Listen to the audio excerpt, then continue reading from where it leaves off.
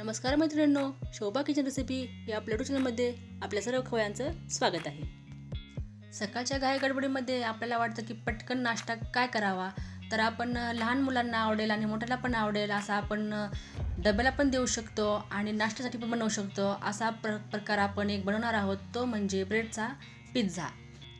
तर ब्रेडपासून आपण वेगवेगळे पदार्थ बनवू शकतो। त्यातलाच एक पदार्थ आपण बनवलेला आहे, तो म्हणजे ब्रेडचा पराठा। तो तुम्ही वरती आय बटनवर क्लिक करून पाहू शकता। तर आता आपण ब्रेडचा पिझ्झा बनवायला सुरुवात करूया। तर इथे आपण व्हाईट ब्रेडचे 6 स्लाइस घेतलेले आहेत। तर इथे 1 वाटी दह्यामध्ये 1 वाटी रवा टाकून 2 तास याला भिजत ठेवायचा आहे।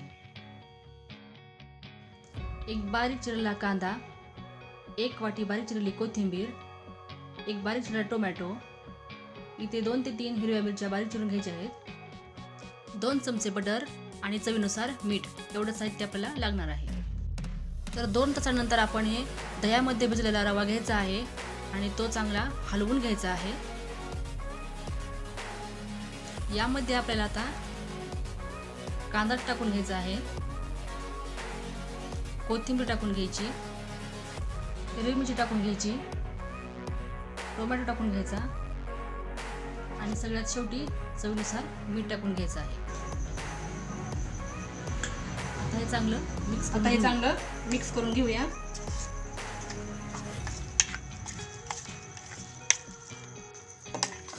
याला चांगलं मिक्स करून घ्यायचं आहे।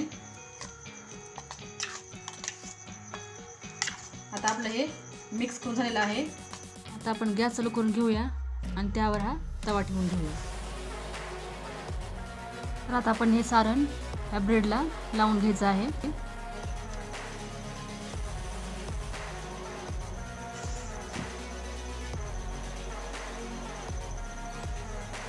आता आपलं ब्रेडला सारण लावून झालेलं आहे। आता आपला पॅन गरम झालेला आहे, त्यावर अर्धा चमचा बटर लावून घ्यायचं आहे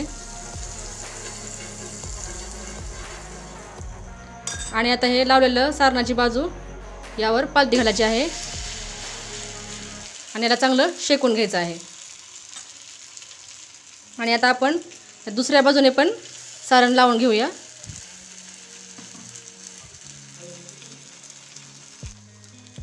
गॅस मोठा करून याला दोन्ही बाजूकून आपल्याला चांगलं फ्राय करून घ्यायचं आहे।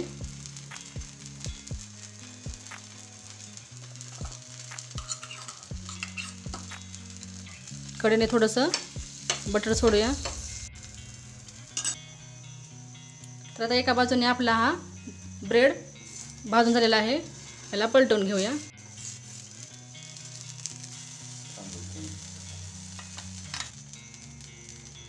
याच्या कडेने बटर लावून घेऊया।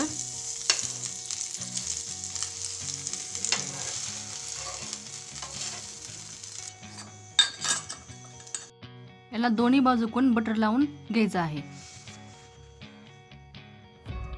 आता याला पलटून घेऊया।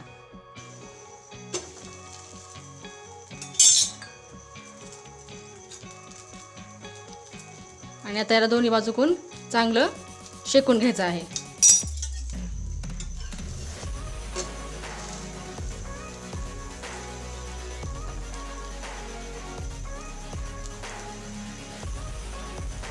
तर आपला हा ब्रेड दोन्ही बाजूकून शेकून झालेला आहे।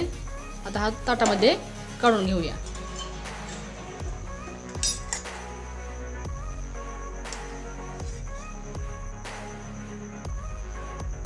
तर अशाच प्रकारे आपण दुसरेही ब्रेड पिझ्झा बनवून घेऊया।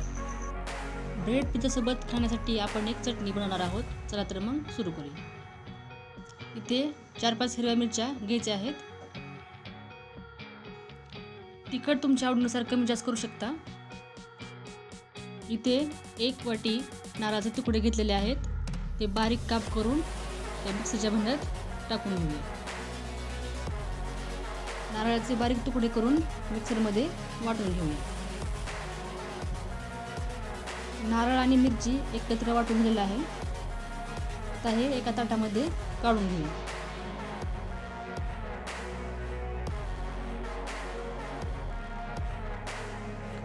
आता यामध्ये 1 वाटी दही टाकून घेऊया। आता हे चांगलं मिक्स करून घ्यायचं आहे। आता यामध्ये चवीनुसार मीठ टाकून घ्यायचं आहे आणि हे सर्व चांगलं मिक्स करून घेऊया। आता आपलं मिक्स करून झालेलं आहे, यावर आपण आता तडका देऊया।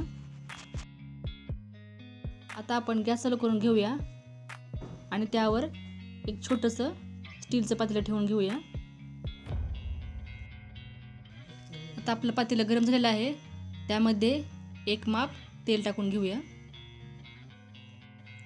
आता तेल गरम झालेलं आहे, गॅस बंद करून त्यामध्ये एक चमचा जिरं टाकून घ्यायचं आहे।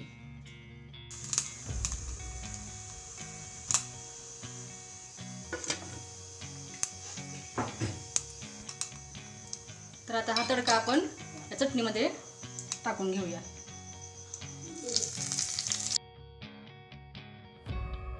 आता हे चांगलं मिक्स करून घ्यायचं आहे। तुम्ही अशा जर पद्धतीने जर चटणी करून बघितली तर खूप एकदम चवीला छान लागते।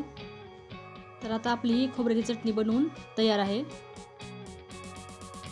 तर आपला ब्रेड पिझ्झा तयार आहे। हा एक पिझ्झा आपण कट करून घेऊया।